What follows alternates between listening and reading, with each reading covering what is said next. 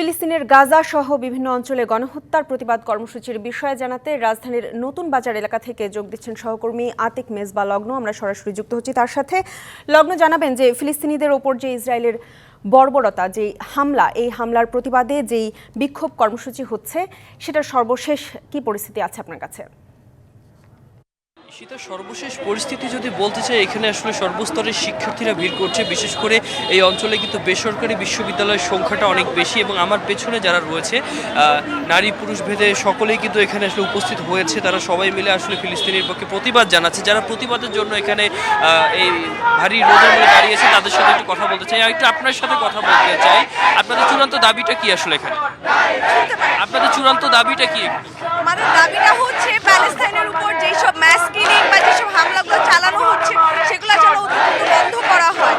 এগুলো হিউম্যানিটির পর্যায়ে পড়ে না। That's the thing. এটা হচ্ছে আমাদের মেসেজ। জি, আমরা শুনতে পাচ্ছিলাম নিশ্চয়ই বলছিলেন যে তাদের দাবির কথা। সবাই মিলে এখানে আপনারা বিশ্ববিদ্যালয়ের শিক্ষার্থীরা এখানে উপস্থিত হয়েছেন এবং শাইনি চুলে এখন হবে সব হেয়ারস্টাইল। সিল্কোর দ্বিগুণ শাইনি চুল প্রতিদিন।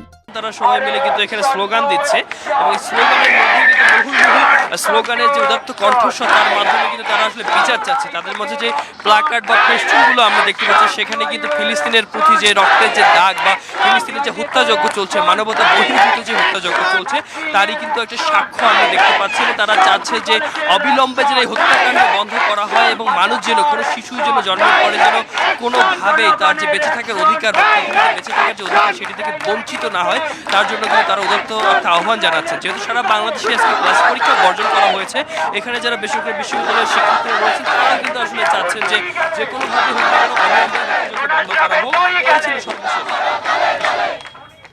লগ্ন, আপনাকে ধন্যবাদ।